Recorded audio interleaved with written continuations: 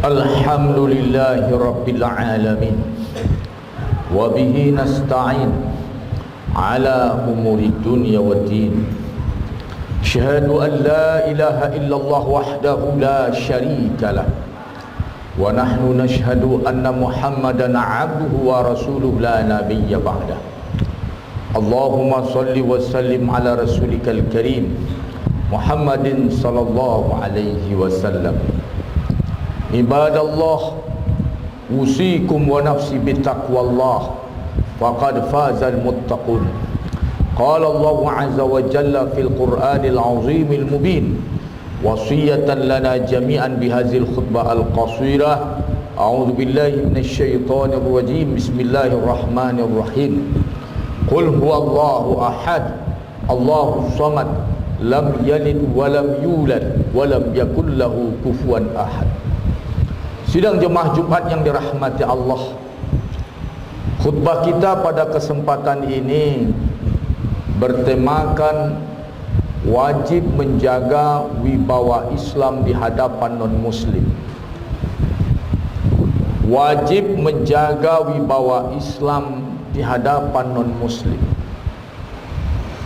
Sidang jemaah yang dirahmati Allah, ini merupakan tuntutan akidah. Tidak pernah tokoh-tokoh Islam menjatuhkan wibawa Islam di hadapan non-muslim. Sidang jemaah Jumat yang dirahmati Allah, Allah berwasiat, qul huwallahu ahad. Allah berfirman, katakan Allah itu ahad di hadapan siapapun. Yang di hadapan pembenci Islam, pencinta Islam, muslim non-muslim, tetap katakan qul huwallahu ahad. Dalam semua keadaan dengan semua konsekuensinya. Jika Anda seorang muslim, wajib mengatakan, sikapnya merujuk kepada qul huwallahu ahad. Allahus samad, Allah tempat bergantung. Sandarkan semua kekuatan kepada Allah. Yang tidak bersandar kepada Allah pasti lemah. Dan tidak boleh kita melemahkan diri di hadapan Allah, di hadapan orang lain, selagi kita bersandar kepada Allah. Lam yalid wa lam yulad. Allah membantah akidah orang yang mengatakan Allah punya anak. Allah membantah dia punya anak. Sidang jemaah Jumat yang dirahmati Allah, maka untuk itu kita sebagai seorang muslim harus matang-matang bertauhid. Ada beberapa konsekuensi yang merujuk pada ayat ini. Di antaranya semua sikap kita mesti berlandaskan tauhid. Kedua, kita wajib memperlihatkan keberpihakan sepenuhnya kepada Allah. Berikutnya, sidang jemaah yang dirahmati Allah, wajib menjaga wibawa Islam di hadapan siapapun, apalagi di hadapan non-muslim.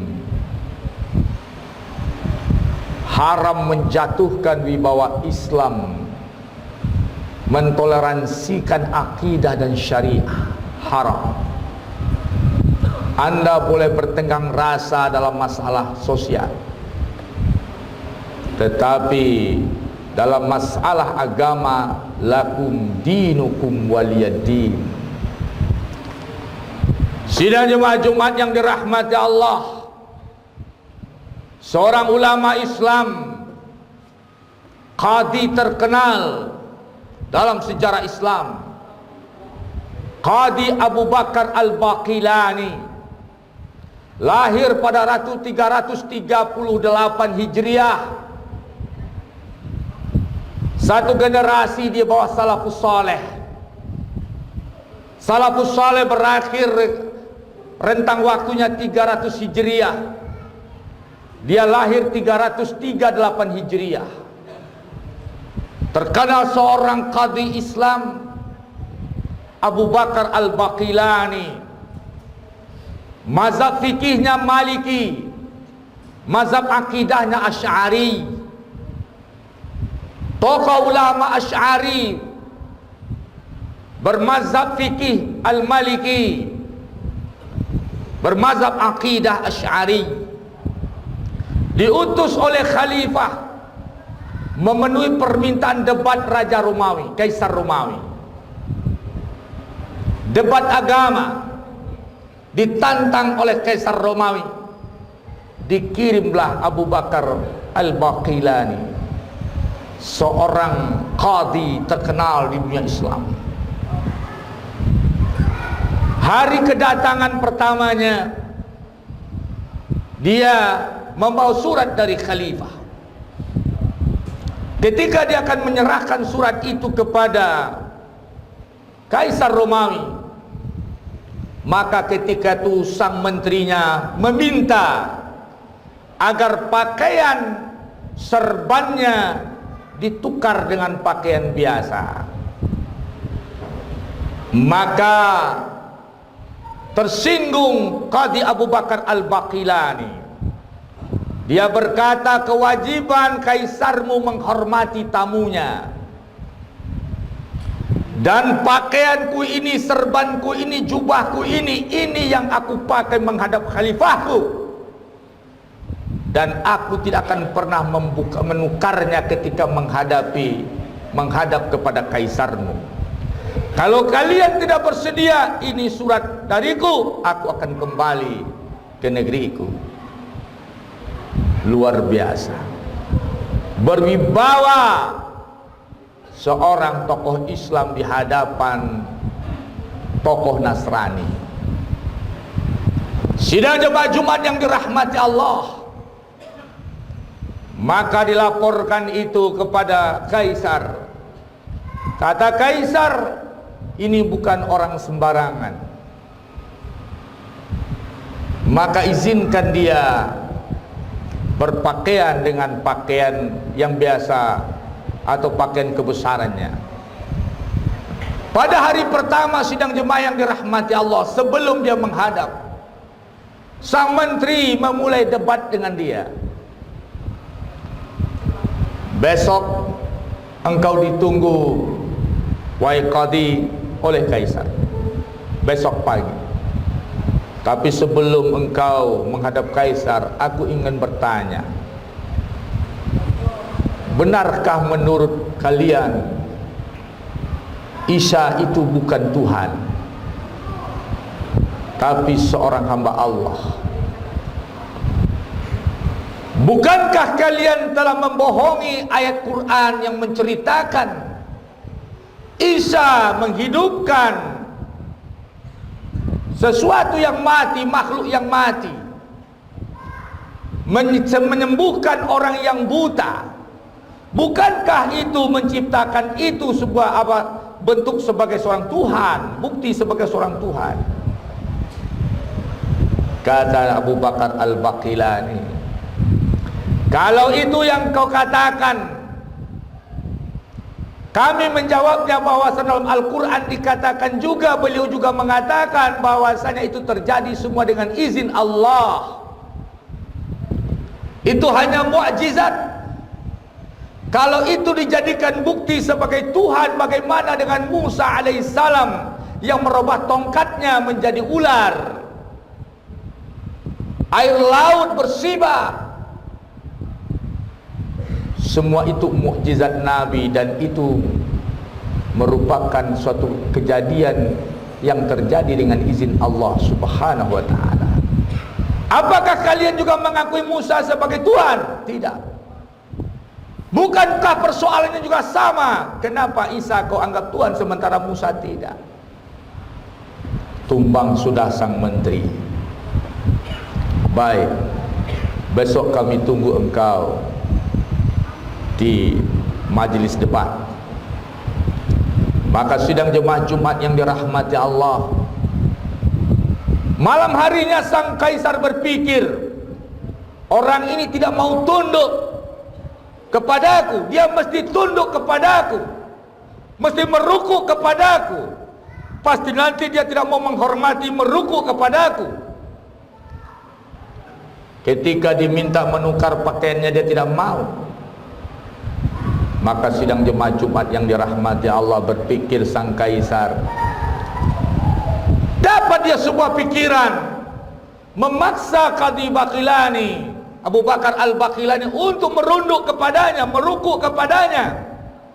Dipikirlah sebuah pintu yang pendek di batas ruangan kaisar. Dikasih pintu untuk menghadap kaisar, pintu yang pendek sehingga mesti merukuk memasukinya. Apa yang terjadi sidang jemaah? Melihat pintunya pendek, mesti merukuk melintasinya, dan nanti akan dianggap merukuk kepada sang kaisar.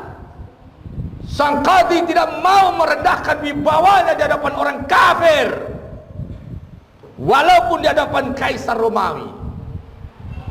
Maka dia ketika itu berpikir, maka sang qadhi dapat cara, dia tetap merukuk tetapi memunggungi kaisar. Cara orang kita yang menyonggengi kaisar, malah kaisarnya yang terhina. Dia merukuk tapi berjalan mundur melintasi pintu yang pendek itu. Begitu tokoh Islam menjaga wibawa Islam di hadapan non-muslim, maka menggelenglah kaisar. Salut juga kaisar dalam hatinya. Dimulai perdebatan. Di antaranya bicara perkara akidah khalas, pensucian diri, sang Tuhannya menebus dosa, disalib untuk menebus dosa.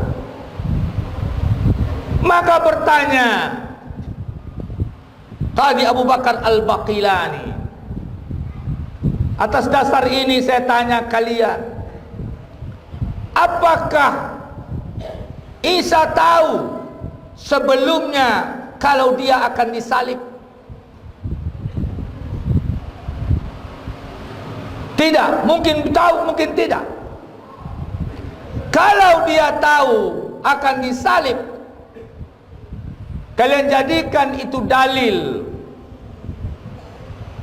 Kalau dia tidak tahu akan disalib, berarti dia bukan Tuhan, karena dia tidak tahu apa yang akan terjadi pada dirinya. Maka batal dalil sebagai Tuhan. Karena dia tidak tahu akan disalib.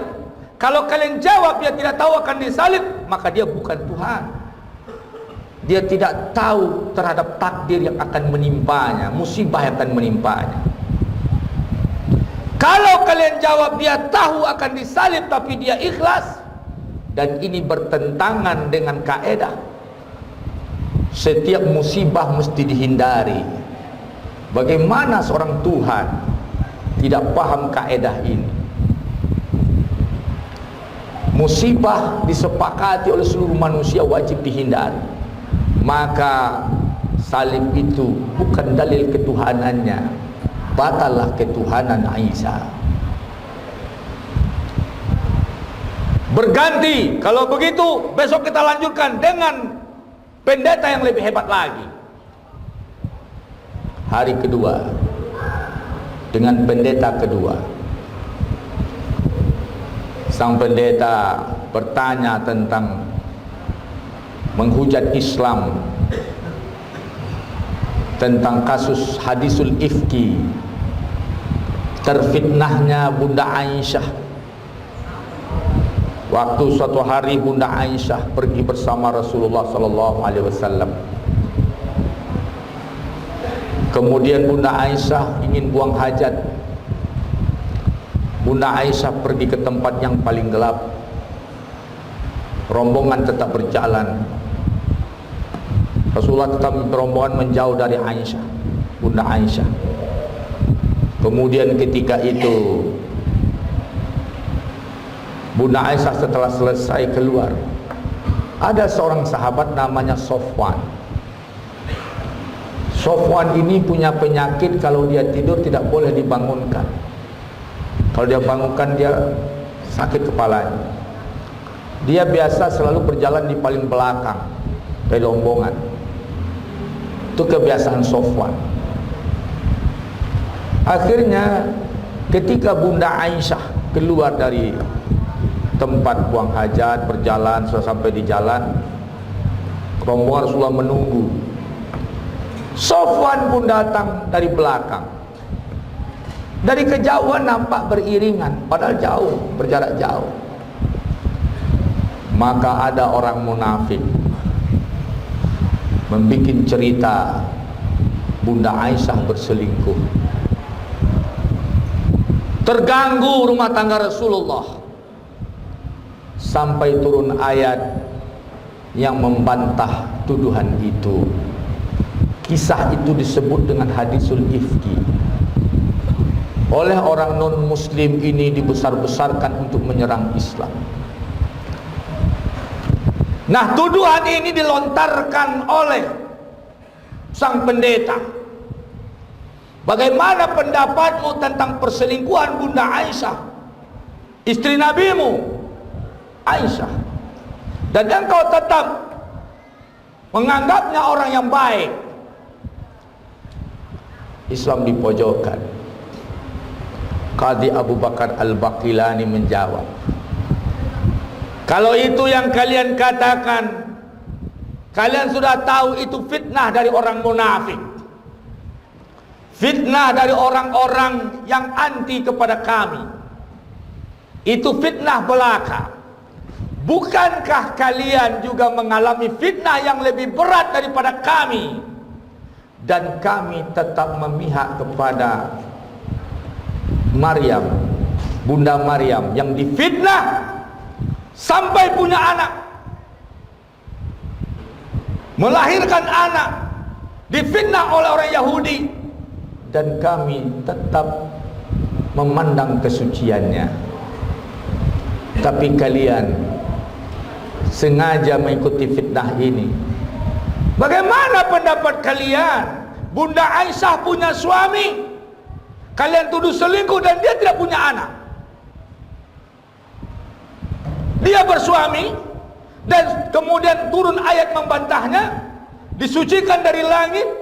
Kemudian Nabi juga telah menyampaikannya. Kemudian dia punya suami, dan Bunda Aisyah tidak punya anak.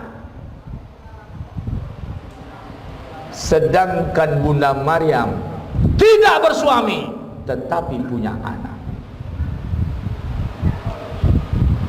Tetapi kami tetap menghormati dan mensucikan dia, sedangkan kalian melakukan ini kepada kami. Mana yang lebih pantas? Kalau kami menyukai fitnah, maka mana yang lebih pantas kena fitnah? Tetapi kami mensucikan Bunda Maryam. Kalah lagi di hari kedua. Kata Kaisar, selesai. Besok akan datang pendeta nomor 1 di dunia di kekuasaan kami. Setiap hari Qadhi Abu Bakar Al-Baqilani masuk ke Kaisar itu menyonggeng, tidak mau merukuk. Kalau sekarang entah apa-apa langsung merukuk. Azan pun akan ditukar, dihentikannya. Nauzubillah. Kalian ini perlu dikasih ilmu.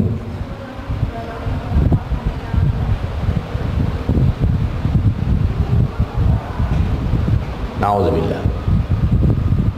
Azan ditukar dengan running text. Kalau ditanyakan ke paus, dia juga tidak ingin seperti itu.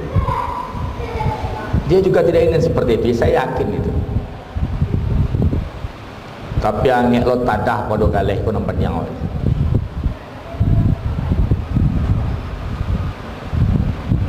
Ketika hadir di hari ketiga puncak perdebatan, petinggi nomor satu dunia di kalangan Nasrani, di hadapan Kaisar Romawi. Qadhi al-Baqilani sengaja datang terlambat sedikit. Dia pakai metode Abu Hanifah Nu'man.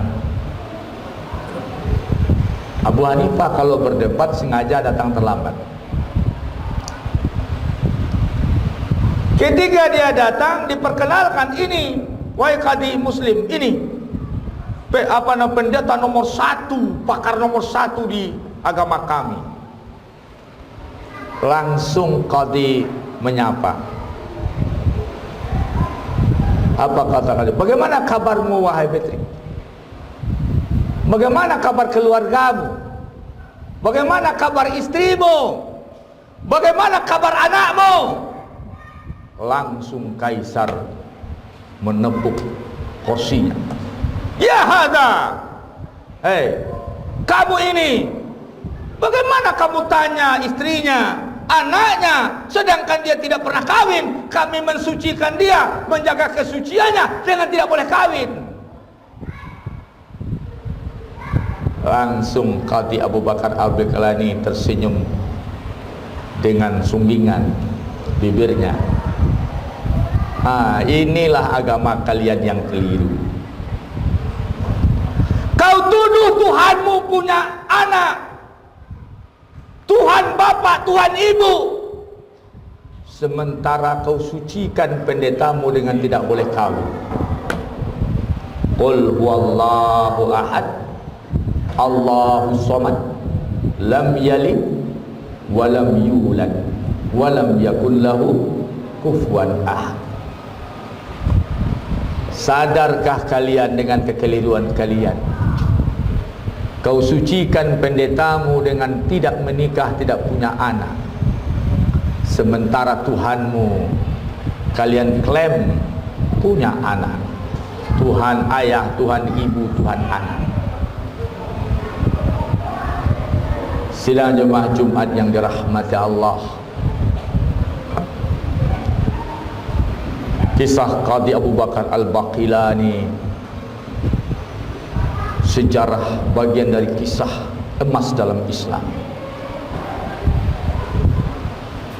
Syekh Rashid Ridha Syekhul Azhar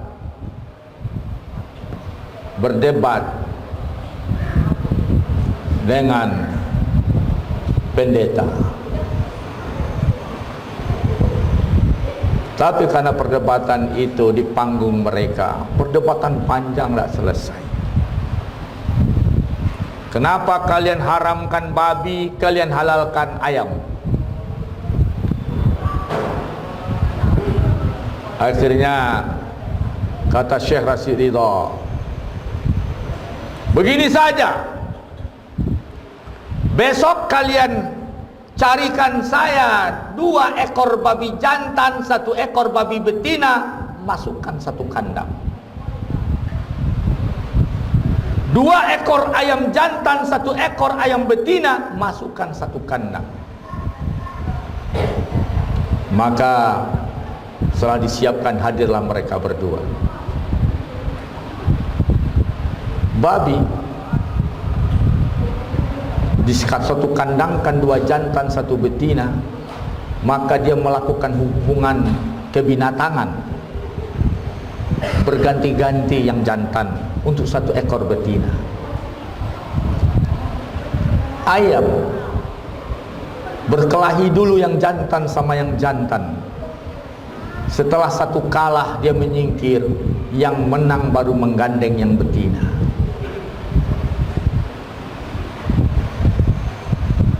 Maka kalian lihat ini, perangai ayam dan perangai babi bedanya. Dan inilah yang kalian makan.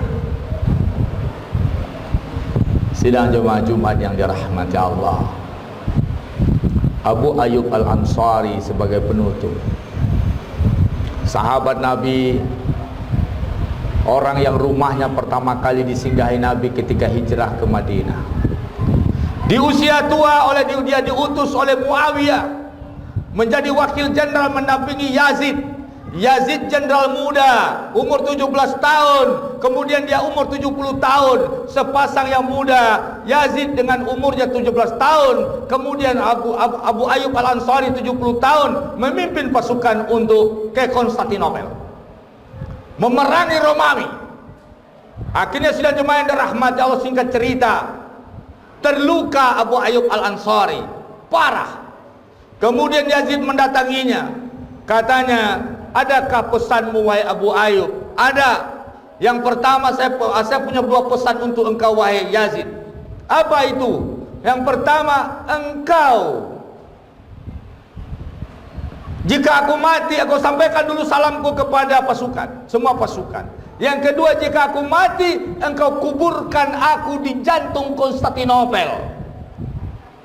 Meninggal Abu Ayyub, dibawa oleh Yazid pasukan khusus, menerobos ke jantung Konstantinopel. Ketika itu penjagaan sedang lemah, kemudian digali kuburan. Ketika sudah dikuburkan, maka ketahuilah kaisarnya, turun semua menjegalnya. Kemudian ketika itu Yazid berkata, jangan kau coba-coba menggali kuburannya. Kalau kau menggalinya, mengeluarkan dia, ini wasiat sahabat nabiku, maka aku akan memenggal leher orang Kristen yang ada di wilayah Islam. Sidang jemaah berlanjut fase.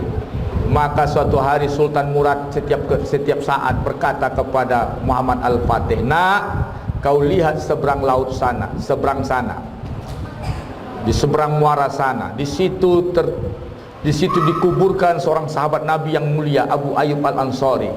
Tidak pernah didengarnya azan, tidak pernah didengarnya suara Quran.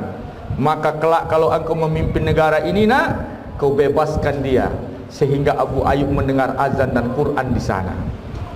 Tiap hari disematkan, dipesankan kepada Muhammad Al-Fatih. Akhirnya Muhammad Al-Fatih membebaskan Konstantinopel. Begitu orang Islam, mayatnya pun mampu menjaga wibawa Islam di tengah Konstantinopel. Abdullah bin Huzafah disiksa pasukannya, digonseng segala macam. Terakhir, pertama ditawarkan kepadanya, saya menanggapi, ada seorang tokoh mencium kening. Ditanyakan kepada saya tadi malam, saya menjawab dengan kisah Abdullah bin Huzafah. Dia pasukannya ditangkap. Kata sang kaisar kepadanya, kalau kau mau masuk Kristen, meninggalkan agama Muhammad, aku berikan setengah kerajaan ini padamu. Ditolaknya. 2/3 kerajaanku, ditolaknya. Kalau kau tidak mau, maka aku akan menyiksamu, memaksamu. Tadi aku memintamu, sekarang aku memaksamu. Kalau kau tidak mau, aku akan membunuhmu. Siap, silakan bunuh. Apakah kau tahu cara aku membunuh orang? Saya tidak peduli. Maka diambillah pasukannya, dimasukkan kepada kuali panas, digonseng, tinggal tulangnya. Terus sidang jemaah dilakukan penyiksaan di hadapan dia dengan puluhan pasukannya. Kemudian dikatakan kepadanya, kemudian menangis Abdullah bin Huzafah. Kenapa kau menangis? Menyesal engkau? Tidak. Saya menyesali kenapa saya hanya diberi 1 nyawa oleh Allah. Jika seandainya saya diberi 100 nyawa, 100 nyawa itu akan kukorbankan di tempat ini. Sadar kaisar, ini orang gak bisa digoyang.